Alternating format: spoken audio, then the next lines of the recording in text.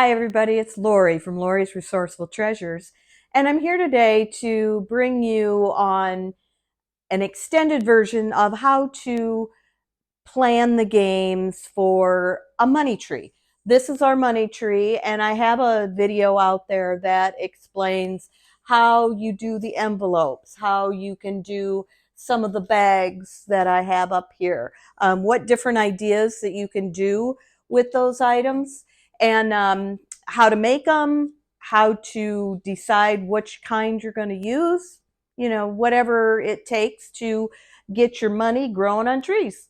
And then I also put in there like what you can put in your envelope. So it's a variety of things.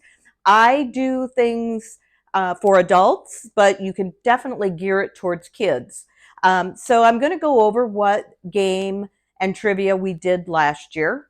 So last year was restaurant. It was restaurant games theme. Everything revolved around food, restaurants, anything like that. So, how do I pick my theme? It varies each year. I like to get different themes and kind of just get, ones that not that I know somebody would know a lot about, but yet it doesn't really matter because even you could do one on fairy tales, and you don't have to know the fairy tales. It can be just general stuff about fairy tales, something about Hansel, something about Gretel, anything like that. The Three Pigs, what is some trivia on pigs? So it doesn't have to be definitely about the theme, but it can be something that is pulled from that theme. So with restaurants, I did a lot of different things on chefs, food, fast food, just trivia on general things with restaurants. And what I started with is a couple of weeks before our party, I had the grandkids, and my grandkids are 8 years and younger. So they drew a food item. And so what I did is had them draw the food, and then I showed the paper to their parents basically and had them try to guess what they drew. So this was some of the drawings, and that was pizza. And this one is a strawberry.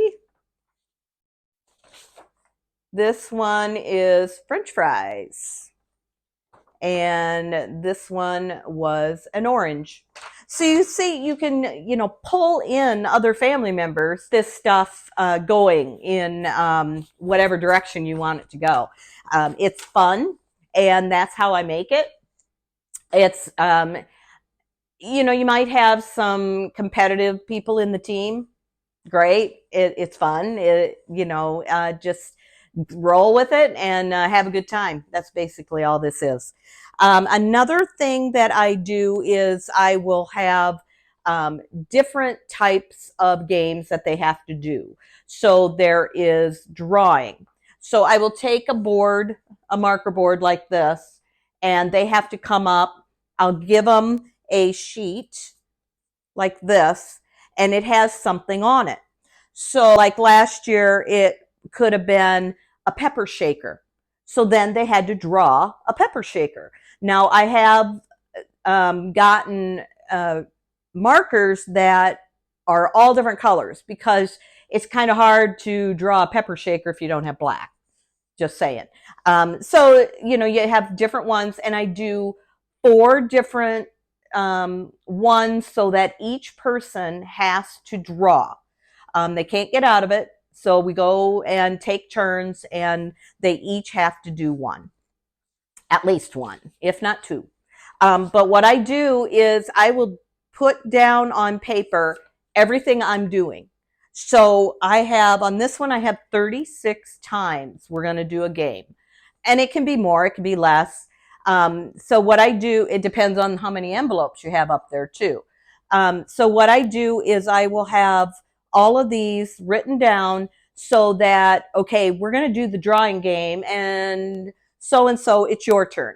So then we do that game. Then while they're doing that game, then I get my next game ready. It might be just some cards. So whoever has the most spades, whoever has a jack. There might be ties. So at that point, then they each will come up and get an envelope, whoever wins. Could be all of them, could be none of them. Just varies. Then what I also do is I have talking charades. So a talking charade last year was Emerald Lagasse. All you got to do is go bam, and usually people know that. If they don't know it, you kind of help and give them tips, whisper it, say, hey, maybe try this.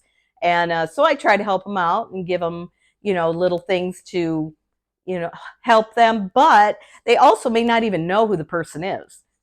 Not everybody knows every single chef or person that is written down for talking charades.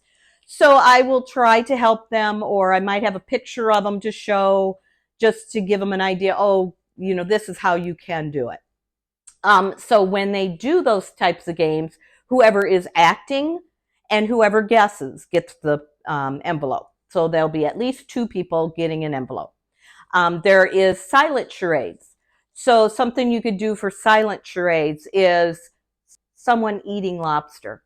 So you might think, oh, how are they going to guess that? But you put on the napkin around your neck, and you're digging and you're cracking. And I think, you just got to get real creative. That one might be a hard one. You could have it as easy as eating a French fry, or pouring salt on your food. Anything like that. It goes with the theme, and it just keeps things rolling. Then there is the guess the letter. They each go around and guess a letter, or give me a letter. And it's right here is how I have it set up. So there are words that I have put an underline for each letter. Then they give me a letter, and let's say they gave me F. So I would put it here, and I gotta know how to spell things. So this is $5 foot long. And then after somebody guesses it, then they have the option of, what restaurant is that from? Well, it's from Subway. So then they would get 2 envelopes. Or if they don't get it, then we open it up to everybody, and they get to holler out what restaurant that was. So that's kind of a fun little thing. But I keep things going very fast. It's like, while we're doing maybe a trivia game where they're, trying to answer questions, I will get this ready to go, so that the next game, here it is, I'm ready. I have 2 marker boards, so we keep things going pretty fast. So if you're one of those that don't really want to search for trivia things, you just don't have time, time is stretched, you work full time, I do have available different trivias that you can get. It has one page that is with the questions, and then I also have another page with the answers.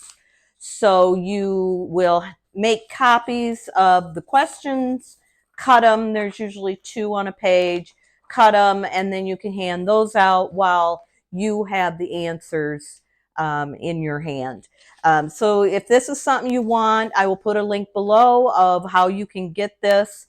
There's also extra tips, extra ideas, different directions that you can go, so that this video may be like, no, I can't do that much, or I don't want to. It's giving you different ideas of what you can do to keep it in your budget, to keep it in your fun, and just go from there. And then it'll make it a little easier for you with the holidays, to just get this, you print it out, and you're ready to go with your game. You just got to get that money or gift cards, people. So some of the themes that I have used in the past, I've done nature, Christmas shows, Christmas movies, the Bible. We've done states, food, and we did one on our own hometown because we all live here, so everybody had a fighting chance at that one. We've done animals. So, we've done a lot of different ones. I have gotten a little more creative and added a little more things than when we first started. Because it was pretty general when we first started. I didn't have all this extra stuff added to it, but this makes it fun, a little more challenging, and gives them something different than just turning up a card. Did you get a queen? It's just a little more fun. So what I also do in the envelopes is I will have different little notes. Some of the notes may be I have gifts, so some of the notes may be go grab a gift and give it to the other, give another one to the other family, just so we can everybody gets a chance to get gifts. Sometimes I have tried in the past to get the gifts to match the theme. Very hard to do, very expensive. I couldn't keep up with that. I wanted to, but it's really, really hard to. Restaurants wouldn't be too bad because you just give gift cards, or you get like their sauce that you can buy or whatever. But I just don't go that way because I just don't have the time to go search and look, and I don't want to spend that much money on buying something from a restaurant. It's pretty pricey. So other things that I've done is I'll put maybe a dud, a dud envelope. So this one is dud envelope. Waitress was crabby, no tip. They get nothing. I don't do too many of those, and my husband doesn't like it when I add those to the game. So then what I do is I will say, season your pockets. Give this money to your spouse, and then pick another envelope for yourself. So something like that they have to give their other money away, but they get to go pick another envelope. Pick an envelope for everyone. So then they get to hand out envelopes, which kind of makes it fun. And then this one, you have been charged too much for your meal. Draw another envelope. So see, it keeps with a theme. They get to pick out the envelope anyway, but it just kind of adds a little bit different flavor if you have. So that's basically what I do for that. I have also done, when they come to the party, I will have maybe something underneath the chair. So maybe I'll have an envelope or something, or they get to go first, or just something under a chair, and whoever's sitting in that chair, then they get to do something special. Or I will have it in with my whole list. I will have it where whoever's wearing a snowman shirt, or whoever, if no one is, then you just change it to who's ever wearing the most red, who's ever has cute Christmas socks on. I love Christmas socks. So, stuff like that. You can have it more personal, where it's about what they're wearing, about where they sit. And then I also do, they can write down their favorite. So I'll give them a sheet of paper. They'll write down, last year it was write down your favorite fast food restaurant. Nobody else can see it. So I take those. And then what they have to do is they have to do, all the people there, what is their favorite restaurant?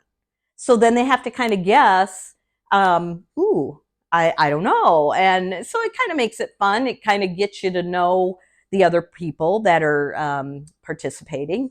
And then there are games with missing letters.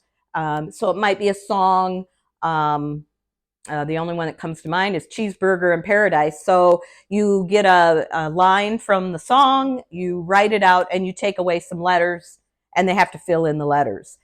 There could be multiple choice where you have maybe a little bit harder questions that is not for the average person to know about restaurants, and they have to pick the right answer. Usually, if it is a year or a number, I have whoever is the closest. And so we do it that way. Then there is matching games. They have to match the logo to the restaurant, or they have to match what dessert is that restaurant famous for. So different ones that I've picked name the slogan, like $5 foot long. That is their slogan. So, it just, you reach out there, you look and you hunt and you find all different kinds of trivia and games. I do take examples from actual games, like Pictionary. That's the game Pictionary. I mean, that's pretty much what it is. This one is pretty much Wheel of Fortune, charades. We've done charades forever. So there's just, there could be games that you have on hand and you can use some of their ideas of how to incorporate those into your trivia night. So it is so much fun. It is a way to interact with people with laughter, with fun, with joy. That's what it's all about. We do it just because it was too hard to get adult Christmas presents, so we went in this direction. Instead of giving them a gift card to somewhere, they got to win it. Make them work for those gifts. That's what I always say.